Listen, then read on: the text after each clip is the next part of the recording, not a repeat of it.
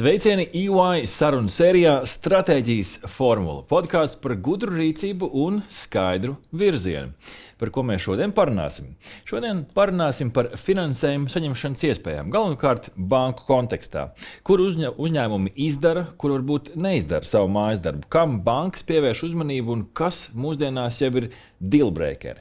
Mans vārds ir Artis Ozoliņš, un par to, kā un kur labāk meklēt naudu, mēs šodien parunāsim ar kompetentiem viesiem. Pirmkārt, EY finanšu pakalpojumu nozares vadītājs Baltijā Jānis Kauliņš. Sveiks, Jāni! Sveiks! Un Swedbank Latvija vadītājs un valdes priekšsēdētājs Lauris Mencis. Sveiks, Lauri! Sveiks! Pirms mēs ķeramies klāt tai tēmai, tomēr gribās ar jums nedaudz iesildīties, jo tituli ir skaisti un tos ir jāgodā, taču skaidrs, ka šiem tituliem stāv cilvēki. Tāpēc varbūt sākumā iepazīstiniet ar klausītājiem un skatītājiem sevi nedaudz sīkāk, kā profesionāli, tā privāti. Lūdzu. Esmu jau 7 gadus partneris EY, vadu finanšu pakalpojumu nozari Baltijā, tātad nosedzot visus pakalpojumus, sākot finanšu auditu, nodokļus, grāmatvedību, darījumu atbalstu, biznesa tehnoloģiju konsultācijas, bet, protams, es pats visvairāk darbojos tieši riska atbilstības ilgtspējas lauciņā un strādāju ar bankām, citām finanšu iestādēm Baltijā, gan arī citur pasaulē. Tātad eksportēju mūsu kompetences gan uz rietumiem, piemēram, Austrija, Vācija, uz ziemeļiem, Vācija, Somija un arī kopš pagājušā gada pat Austrālija. Un varbūt par privāto, tad esmu 2 skolas vecuma meitu tēvs, attiecīgi mājas darbi, ārpusskolas aktivitātes, tas ir ļoti, ļoti aktuāli, teiksim, darba kārtība ikdienā. Un papildus tam tad cenšos arī kaut ko izlasīt vai noklausīties audio formātā un protams, arī investēt veselībā. Gan vienkāršās lietas, diēta un miegs, bet arī kaut kas aktīvāks, skriešana, treniņi. Un šeit arī var piebilst, ka ar Lauri mums dažkārt nākās vienkārši saskrieties piektdienās 8 vakarā trenižieru zālē, kur īstenībā ir diezgan tāds patukšs. Nekas cits neatliek, vai ne? Kad tik saspringts ikdienas grafiks, ir jāatrod to laiku sev, kur vien iespējams. Lauris, saprotu, ka daļu mēs to privāto esam nosaguši. Sporta zāle ir neatņemama ikdienas sastāvdaļa. Jā, un sports ir svarīgs. Tad par to profesionālo, tad es esmu bankā, būšu nostādājis gan arī 25 gadus, šogad būs 25 gadu bankā. Man tā karjeras taka ir vijusies caur dažādām lomām tieši uzņēmuma apkalpošanā. Un šobrīd arī bez darba bankā arī darbojos Finanšu nozares asociācijas padomē. Un vienlaikus arī esmu izglītības atbalsta fonda Augt padomes priekšsēdētājs, kuru banka izveidoja pirms 2 gadiem. Ārpus bankas, tev tik pieminēts sports, tad vienmēr esmu spēlējis un turpinu, kamēr veselība ļauj spēlēt basketbolu. Tas ir man tāda svarīga lieta. Tad iespēja robežās apmeklēt kādu no bagātīgā piedāvājumā esošiem kultūras pasākumiem Latvijā, teātri, koncerti, izstādes un, protams, ģimene. Tātad viss ir nosakts sākot no profesionāla piepildījuma līdz ģimenei un arī kultūras baudījumam. Skaisti viesi pie mums ir šodien šeit. Līdz ar to es ticu, ka nākamo uzdevumu jums tikt galā būs vienkārši. Mēs šeit stratēģijas formulā parasti ar viesiem uzspēlējam tādu ātro asociāciju spēli. Nav tām atbildēm jābūt nopulētām, skaistām un varbūt tieši saistītām ar šodienas tēmu, bet varbūt, un kā liecina jau vēsture, dažkārt šie vārdiņi smuki iepinās mūsu sarunas turpinājumā. Tāpēc sāksim ar pirmo vārdiņu, un Jāni, vārds ir stabils. Pirmā asociācija, kas nāk prātā – stabils. Anti-fragile, jeb tas latviski būtu tāds, kas spēj izturēt nestabilitāti. Lauri, kas nāk prātā pie vārda stabils?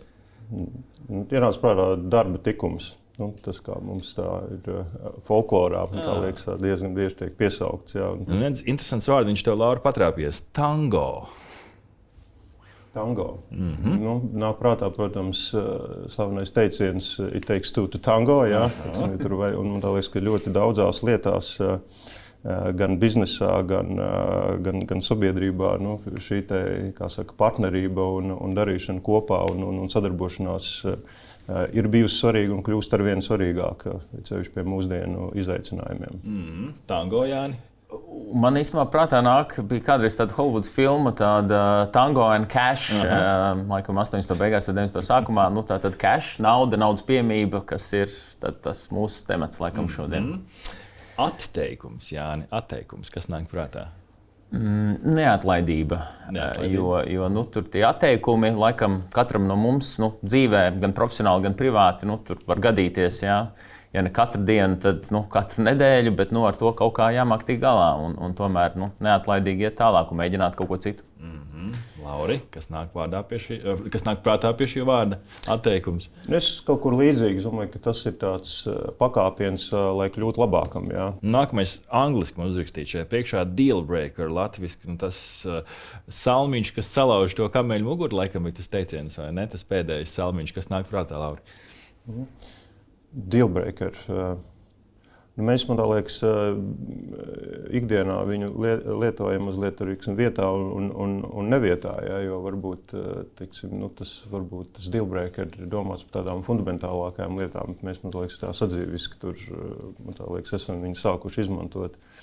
Bet dealbreaker, tas nozīmē to, ka ir bijusi kaut kāda miskomunikācija, kaut kādas nepareizas savstarpējās gaidas. Kaut kas varbūt nav noticis, ka kāda no pusēm ir plānojusi, un tad ir jautājums, kāpēc tas tā ir noticis. Jā. Jāni, ko saka par šo vārdu? Un es savukārt domāju, jau atkal mūsu sarunas kontekstā, ka nevienmēr runa ir tikai par komerciāliem nosacījumiem, kur it kā mēs varam taču vienoties par kaut ko, bet dažkārt ir runa arī par lietām, kas ir saistītas ar atbilstību vai riska vadību, kur tomēr tie dealbreakeri ir un var būt. It sevišķi, ja tur tā komunikācija nav notikusi tik raiti un ir kaut kāda pārpratuma vai neskaidrības, tad objektīvi tas var novest pie tā paša dealbreakera. Aizraujošas atbildes, par kurām es labprāt runātu vēl vairāk un vairāk, taču šodienas sarunas tēma mums ir finansējums. Līdz ar to mēs stratēģijas formulā mēģinām šīs sarunas veidot tā, lai tās var klausīties arī pēc pusgada un gada, taču tomēr konteksts ir svarīgs. Lauri, kā tu raksturo šobrīd finansējumu pieejamību, to kopējo noskaņojumu uzņēmumu vidū, kas ir tas, ko no Swedbank puses redzat? Es skatījos sākumā no tāda ārējā fona, un tur mēs varētu teikt, ka uz to situāciju varētu skatīties ar tādu konstruktīvu optimismu. Sākot no tā, ka gan globāli, gan arī reģionāli tomēr mēs esam zināmā tātad ekonomikas izaugsmes ciklā. Tātad prognozes rāda un arī pagājušā gada dati jau pa faktu līmenī uzrāda, ka ekonomika aug, un turpinās augt dažādos tempos. Tas noteikti ir labi. Otra lieta, kad šīs bāzu procentu likmes ir 2 gadu laikā, tātad kopš laika, kad centrālās bankas veica šos pretinflācijas pasākumus, samazinājušies. Mēs varam gan arī divkārtīgi. Tas nozīmē, ka finansējuma, ja naudas cena ir palikusi relatīvi lētāka un pieejamāka. Un trešais komponents, jau Latvijas gadījumā ir tas, ka ir vēsturiski izveidojies šis zemais parādu sloks. Gan mājsaimniecību, gan uzņēmumiem. Šodien mēs pirmkārt runāsim par uzņēmumiem. Un tā, protams, tas ir tāds labs izejas punkts, lai domātu gan par nākotnes plāniem, investīcijām un iespējām. Vienlaikus, protams, ir arī šī augstā neskaidrība, tad šīs ģeopolitiskās turbulences, ģeoekonomiskās turbulences, kuras, protams, mūs visu laiku uztur tādā augstas nenoteiktības vidē. Bet tas jau ir kļuvis par tādu doto lielumu. Un, protams, vēl viena lieta, kas, man liekas, dod šo skatu uz to konstruktīvo optimismu, ir tas, ka, protams, mainās šī ekonomiskā konjunktūra, kurā, protams, daži biznesa nišas, biznesa modeļi izmirst, vai ir ar zemu potenciālu, bet parādās jauni. Tā kā es teiktu, ka šobrīd es skatītos tādu konstruktīvu optimismu. Jā, izklausās, ka gan labas lietas, gan sliktas lietas. Tas noskaņojums mēģinām uzturēt to optimismu, piekrīti sadarbībā ar ikdienā ar saviem sadarbības partneriem un klientiem. Jā, tas laikam ir tieši tas jautājums, ja, vai šī glāze ir pustukša vai puspilna vai kā, un tad noteikti skatoties uz kopējo kredītu, tad atlikumu pret koproduktu, tad mēs tur esam stipri zem Eiropas Savienības vidējā un varētu teikt, vai tas ir tik slikti, bet pretēji, Laura, kā teica, tad precīzi tā ir tā iespēja būtiski augt un attīstīties, un to arī vajadzētu izmantot. Kas man nāk prātā ir Signet bankas aptauja, ko tad viņi veic regulāri, tad pēdējā bija par 25. gadu. Tur arī var salīdzināt ar 23. gadu, 21. gadu, un izskatās, ka kopumā uzņēmēji, kas domā, ka saņemt finansējumu ir kļuvis grūtāk, būtiski ir samazinājies šis procents. Pretēji tie, kas domā, ka ir vieglāk, palielinās, un kopumā tiešām šķiet, ka tas optimisms lēnām, bet tomēr aug. Un protams, joprojām saglabājās problemātika maziem vidējiem uzņēmumiem, kuri tieši tā cieši no nenoteiktības un varbūt tā ļoti piesardzīgi skatās uz priekšu, tad tajā segmentā droši vien, ka tas optimisms ir daudz piezemētāks. Kā tu teiktu, Jāni, bankas finansējums kopumā, jo finansējuma veidi dažādi, fondiem dažādas aktualitātes jau šogad ir bijušas, un valsts atbalsts, altuma atbalsts ir kā instruments. Kā tu šobrīd skaties uz bankas finansējumu, kur tas puzles gabaliņš šobrīd iekrīt tajā kopējā uzņēmuma attīstības bildē? Droši vien, ka tā lielā bilde ir tāda, ka valsts finansējums, valsts piedāvātās iespējas ir ļoti nopietni jāapsver gan startup, mazākiem uzņēmumiem ar dažādām idejām, un tur tad ir altuma programmas, kā reiz šajā virzienā. Droši vien, ka lielākiem un stabiliem maziem vidējiem uzņēmumiem, droši vien, ka tā klasika ir komercbankas. Protams, tur tāpat var apsvērt, piemēram, altuma garantiju, kā nodrošinājuma, pastiprināšanai. Droši vien, ka lielākiem uzņēmumiem, tad kapitāla tirgus, obligāciju emisija un tā, kas arī pēdējos gados ir būtiski attīstījusies, un droši vien atkal var teikt, ka tie kopēji apjomi ir tik mazi un cik tā bēdīgi, bet pretēji, tā tieši tā ir tā iespēja, kur Latvijas ekonomika var augt. Ir ko piebilst šeit, Lauri? Jā, mēs skatītos uz to finansējuma apjomu bilances ekonomikā, tad, kā arī Jānis teica, tad Latvijā īstenībā tas īpatsvars pret iekšzemes koproduktu ir viens no zemākajiem Eiropas Savienībā, un zemākais Baltijas valstīs. Un par to ir arī daudz dažādu veidu diskusijas un debatas bijušas. Bet es skatītos uz to, ka tas finansējuma apjoms ir vienā vai otrā veidā, tas ir atvasinājums no investīciju aktivitātes, jo finansējums pats par sevi nepastāv. Finansējums tātad tiek novirzīts kaut kādu ieguldījumu investīciju veikšanai, apjomu celšanai un veicināšanai un tā tālāk. Ja? Un, protams, tādā vēsturiskā perspektīvā Latvijā vairāku apsvērumu, apstākļu gan ārēju, gan iekšēju lēmumu dēļ, tā ekonomiskā attīstība ir bijusi tāda, ka tās investīcijas ir bijusi gausas, ja? Ir sevišķi privātajā sektorā. Ja? Un tā rezultātā, protams, arī mēs redzam to, ka šīs banku kreditēšanas apjomi, jo Latvijā bankām relatīvi ir lielāka nozīme ekonomikas finansēšanā, piesauktie kapitāla tirgi mums ir vāji attīstīti. Ja? Nerunāsim par kaut kādu Eiropas līmeni, arī Baltijas līmenī. Tur Igaunijā līdz ap 12% no IKP ir biržas kapitalizācija, Lietuvā 6-7%, Latvijā pat nav 1%. Ja? Tā kā banku finansējums ir bijis tas pamata avots, ja? Un vēl būs kādu laiku, bet vienlaikus mums jāsaprot, ka bankas nevar finansēt pilnīgi visu. Ja? Tātad bankas finansē izaugsmi, bankas finansē tādus nobriedušus biznesa modeļus, bet tur, kur ir kaut kādi startupi, jaunas biznesa idejas, ja, tur ir citi kapitāla veidi. Ja, un tā ekosistēma, protams, tiek attīstīta, un es domāju, ka Latvijā ir arī izveidojusies jau pieredze, kā to darīt. Pieķersimies stāstam par finansējumu saņemšanu. Kā es saprotu no mūsu ievada, tad iespējas ir katram varbūt savs finansējumam, savs arī profils, bet tomēr uzņēmums nāk pie bankas un grib iegūt finansējumu. Banka izskata šo pieteikumu. Kas ir tie galvenie kritēriji? Mūsdienās, ko Laura jūs izvērtējat visvairāk, jo šeit, ka es nekļūdīšos, ja es teikšu, ka ESG faktori un ilgtspēja tas arvien vairāk ienāk arī banku tajā vērtējumā, vai ne? Kas ir tās prioritātes, uz ko jūs skatāties? To izvērtējumu faktoru klāsts laika gaitā ir, protams, paplašinājies, bet, ja mēs tā, teiksim, fundamentāli vienkārši mums būtu tādas 3 lietas, teiksim, jāizceļ, uz ko skatās un ko vērtē banka, tad tādā angļu terminoloģijā tad es lietotu tādu 3C, teiksim, konceptu.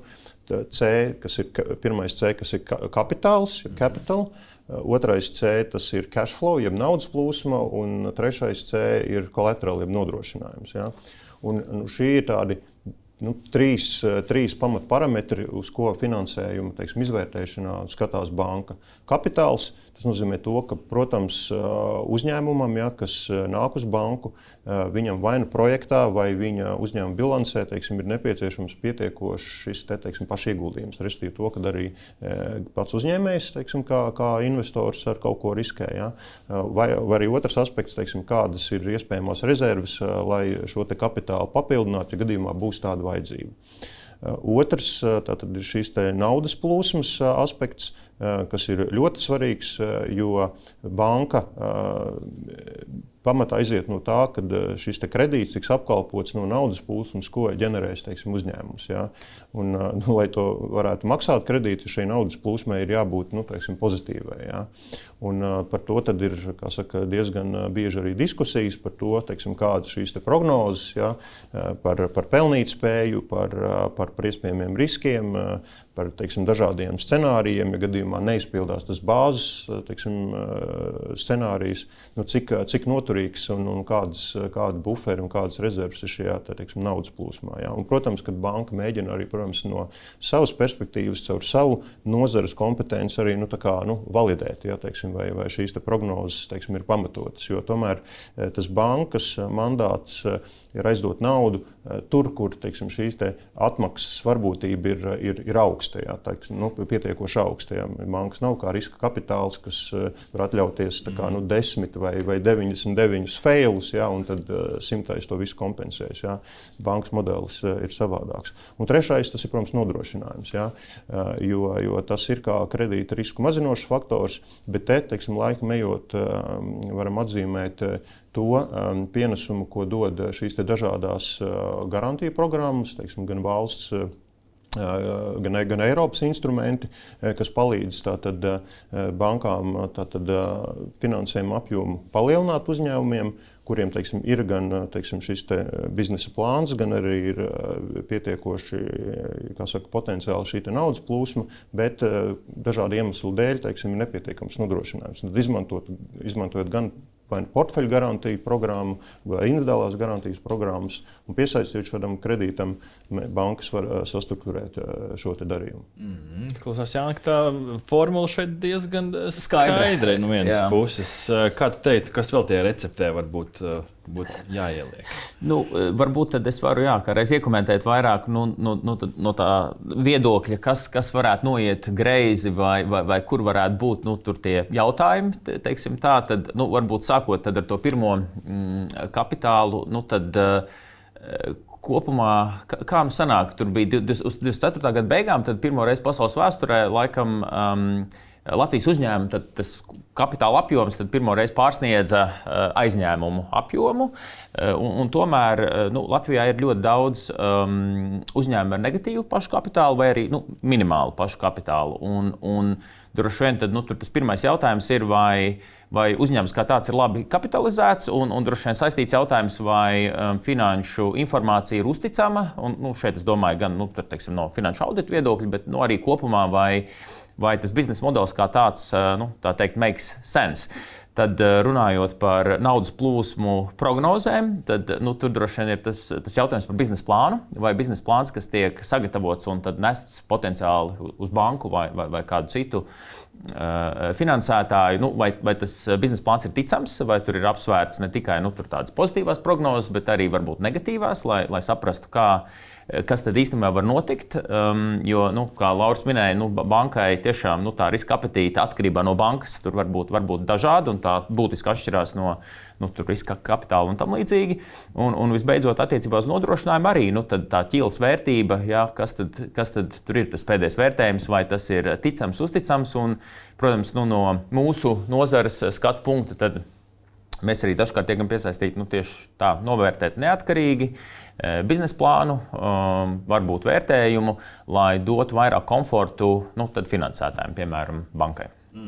Kurš šajā visā formulā iekrīt šie pārējie faktori, kā ilgtspēja, kā vadības komanda, kā biznesa plāns, tie ir kā tādi papildinoši faktori, vai tie neietekmē patiesībā to galu lēmumu? Tas ir cits stāsts. Kurš pirmais? Nē, protams, es ar tiem 3C, teiksim, es tā ļoti, tie ir tādi kori, jā. Protams, ka, ja mēs runājam par to pašu kapitālu, tā ir, teiksim, šī kapitāla izcelsme, jā, naudas līdzekļu avoti, protams, visi ilgtspējas aspekti, jā, un šeit mums droši vien ir jārunā par dažādu uzņēmumu lielumiem, jā, jo ir, teiksim, lieliem uzņēmumiem jau ir faktiski tāda normatīvā, teiksim, jau prasība jau dažādas ilgtspējas, gan ziņošanas, gan iniciatīvas izveikt. Ja? Un tāpēc tie faktoru kopums ir kļuvis plašāks, ja? Kas tiek vērtēts. Un, protams, ka tā ir vadības kompetence, pieredze, iepriekšējie sasniegumi. Tā kā, protams, tas tiek vērtēts viss, teiksim, kā kopums, bet ir šie atsevišķie fundamentāļi, un varbūt, lai skatītājiem varbūt tās pamatlietas, ja es teiktu, ja tas ir tas kapitāls, naudas plūsma un nodrošinājums. Ja? Un pārējās lietas jau var, kā teikt, pastiprināt vai pavājināt, ja, teiksim, šo sākotnējo pamatfaktoru novērtējumu. Jā, un es varbūt tad varu kādreiz papildināt vispirms attiecībā uz ilgtspēju, jā, jo tas ESG ir tiešām temats. Es arī diezgan daudz esmu laika pavadījis pēdējos 2 gadus ilgtspējas pārskati, to audits, arī sagatavošana, konsultācijas riņķī apkārt. Izskatās, ka kopējā tā problemātika attiecībā uz šiem ESG datu punktiem ir, ka vienkārši tie datu punkti nav pieejami, vai ir ļoti grūti pieejami, kur lielie uzņēmumi, viņiem ir šie ilgtspējas pārskati, savukārt mazie vidējie, tur tā informācija ir tāda diezgan trūcīga. Un starp citu, šobrīd tur ir tāda iniciatīva, un cerams, ka viņa realizēsies, kur tad varbūt Latvijas banku būs iespējas šādu informāciju savākt un apkopot no uzņēmumiem Latvijā, kas pēc tam būtu pieejama Latvijas bankām, varbūt citiem finansētājiem. Un tikai tad, kad mums ir dati, mēs varam tos kaut kā inteliģenti interpretēt un arī tiem ir sava vieta kreditēšanas lēmumu pieņemšanā. Un varbūt vēl viens aspekts, ko es arī pieminēšu, Laura, tu arī minēji, tad līdzekļu izcelsmi un tā. Tad arī no tādas atbilstības viedokļa, protams, ļoti svarīgi ir spēt bankai atbildēt uz šiem vienkāršajiem jautājumiem, jā, kas ir patiesais labuma guvējs, tātad uzņēmēja īpašnieks, līdzekļu izcelsme un, protams, dažkārt ir dažāda negatīva publicitāte vai kaut kādi incidenti, kur tas ir, mans ieteikums būtu, ka jābūt godīgiem un jāsniedz visu informāciju vai atsevišķās situācijās ļoti labi ir pajautāt kaut kādu palīdzību no malas, bet jo transparentāks tas uzņēmējs ir, jo saprotamāks tas būs bankai un jo vieglāk mēs tur tiksim pie tā lēmumu. Tā kā tur tāds godīgums un caurspīdīgums ļoti, ļoti palīdz. Varētu papildināt, ka ir tāds teiciens, ka bankai tāpat kā doktorim aicinām stāstīt visu, un tas ir tikai ar mērķi, tāpēc, lai banka ātrāk, teiksim, varētu apzināt šo situāciju un labāk varētu īstenībā palīdzēt klientam. Un šeit ir jāsaka, protams, ka tās bankas, kas ir strādājuši pietiekoši ilgi un, teiksim, Latvijas apstākļos ir iziet dažādi šie ekonomiskie cikli, ir apēsts pudes sāls. Bankām, protams, ir gan pieredze, gan kompetence, lai šos potenciālos problēmu jautājumus jau identificētu pašai, ja, un jau redzēt, teiksim, kad varbūt uzņēmums nav pietiekoši caurspīdīgs vai uzdotos jautājumus, kas principā noved pie tās atbildes. Ja. Tā kā tas aicinājums ir nākt ar tādas atvērtās grāmatas, kā saka, principu, ja, likt lietas un faktus galdā un kopā meklēt risinājumu. Ja. Jo tiešām tā caurspīdība ir tas, kas vienmēr tiek novērtēts. Kas vēl būtu tajā mājas darbā jāizdara pirms pieteikuma, pirms sarunas, kas ir jāsakārto savā pusē, lai tas iznākums būtu pozitīvs, nevis saņemt atteikumu? Kā jau minēju, man liekas, tur pats galvenais ir tāda kā sagatavošanās un sagatavotība, kas būtu ne tikai rūpīga pieeja un tā materiāla pārskatīšana, bet atkal, ja vien uzņēmumam nav jau tur ļoti liela pieredze vai iekšēja kapacitāte, varbūt atkal neatkarīgs skats uz to pašu biznesa plānu un tā, bet tad droši vien arī svarīgi būtu stādīties priekšā to bankas skatu punktu un saprast, ka viss, ko banka jautā, līdzīgi kā ārsts, galu galā ir priekš tevis. Tas nav priekš kāda cita. Tas mērķis ir tiešām izvērtēt situāciju un nonākt pie tā lēmuma. Es domāju, ka tā gatavošanās un teiksim, pārdomāta pieeja ir arī tas, kā saka, veiksmes atslēga. Ir vēl kāda novērojuma, Laura, par to, kur nofeilo bieži vien uzņēmumi? Varbūt no tāda taiminga viedokļa, jo šeit atkal jānošķir tie uzņēmuma lieluma segmenti. Skaidrs, ka teiksim, lielajiem uzņēmumiem tur ir gan tā finanšu vadības kapacitāte, pieredze un kompetence. Ja? Mazajiem uzņēmumiem objektīvi tad šīs varbūt finanšu pratība, kas attiecās uz finanšu vadību, budžetiem, teiksim, ir mazāka. Ja? Un tur es aicinātu nekautrēties un pieteikties uz to pirmo sarunu, uz konsultāciju bankā. Ja? Nevis iesūtīt, pieteikumu, un tad, varbūt tur atnāk atteikums, ja, ar diezgan lielu varbūtību, bet pieteikties uz tādu konsultāciju, un tad banka gan palīdzēs, izstāstīt par to, kam ir jāpievērš uzmanība, ja, gatavojot šo pieteikumu, ko banka vērtēs, ja, kādi, ir varianti arī no tāda, laika perspektīvas, tā kā nekautrēties un vienkārši piezvanīt uz banku un pieteikties uz konsultāciju. Jā, tā teikt, parunāties pirms tur visu sniegt iekšā. Jā, pilnīgi piekrītu. Un tajos gadījumos, kad atkal tā finanšu pratība vai iekšējais resurs ir ierobežots, tad droši vien racionāli ir meklēt kaut kādus papildspēkus.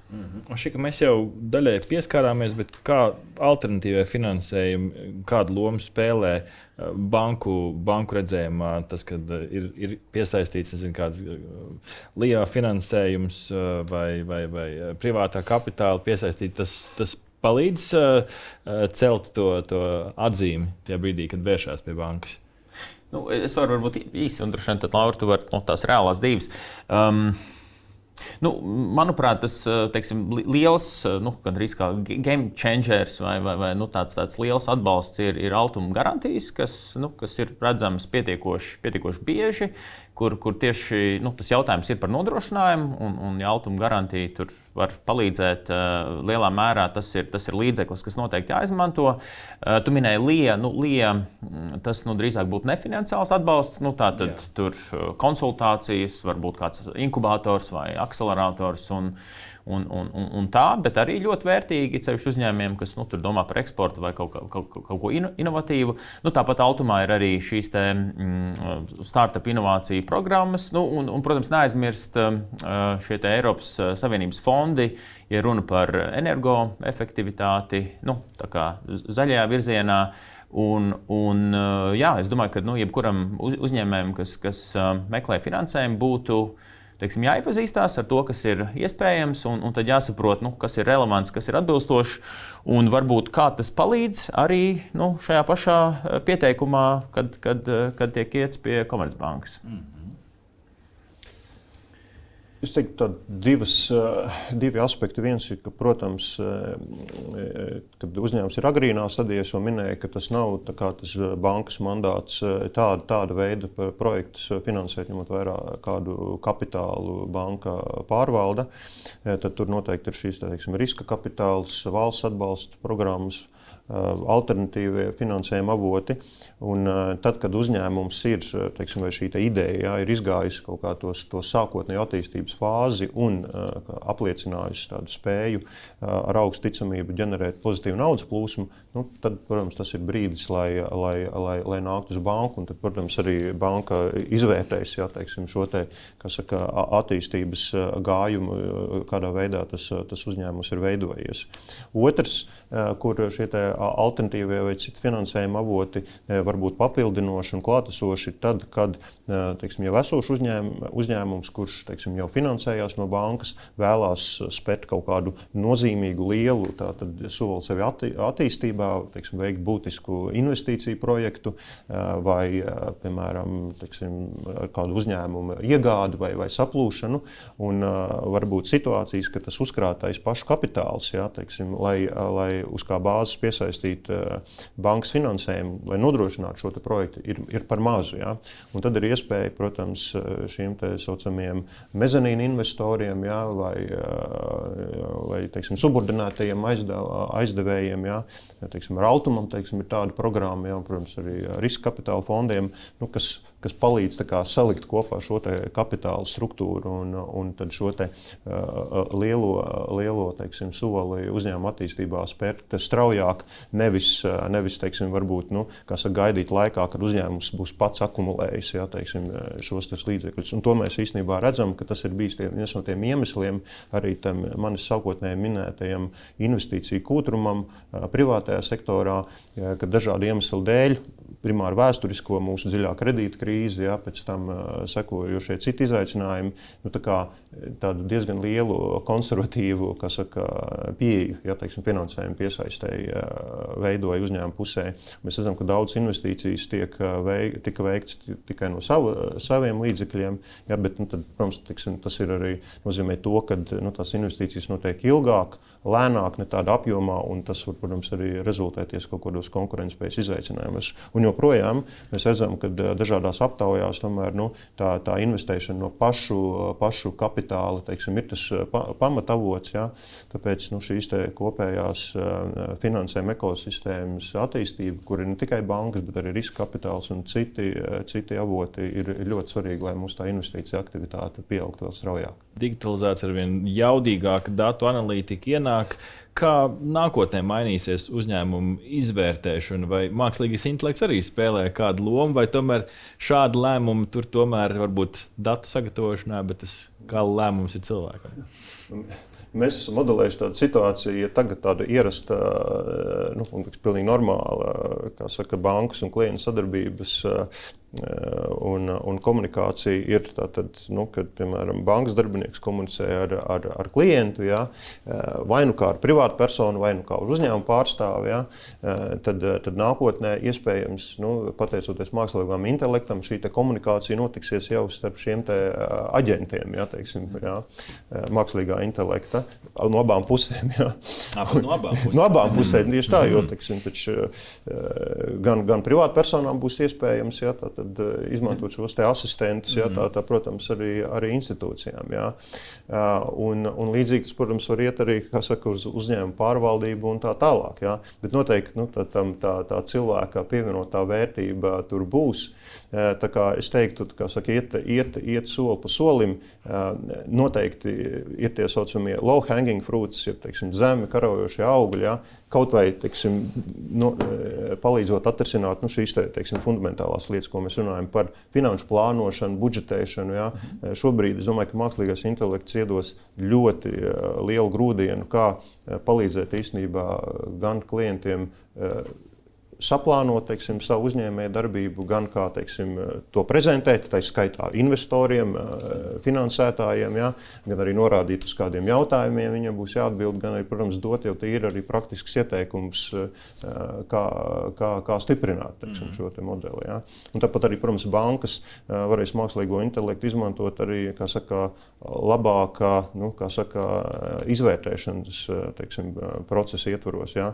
Ne tikai varbūt ņemot šos te hard, cipariskos, bet arī šos te, kā saka, behaviorālos, jeb uzvedības faktorus. Ja. Jā, es tieši arī domāju par to, ka kreditēšanā jau tā galvenā problēma ir asimetriska informācija, kur tad uzņēmumam ir kaut kāda informācija, kas nav bankai, un tad kaut kā ir jāapmainās ar šo informāciju. Un tad, tieši kā tu saki, Laura, man liekas, ka bankām būs iespēja tā izvērtēt daudz dažādus alternatīvus datu avotus attiecībā uz uzņēmumu, vai tā būtu tā saucamā digitālā pēda vai sociālie mēdīji, varbūt tur, satelīta uzņēmumi un tā tālāk, lai labāk saprastu uzņēmumu darbību un nonāktu ātrāk, efektīvāk pie tā kredīta lēmuma. Tā kā tā jaunā, drosmīgā pasaule varētu būt pavisam savādāka, bet, kā vienmēr, tur ir droši vien jāpaiet kaut kādam laikam, kamēr tās tehnoloģijas, nobriest. Ir īstenībā tāds, kā saka, joks teiciens, ka, ko mēs saucam par tehnoloģiju, pārsvarā to, kas nestrādā.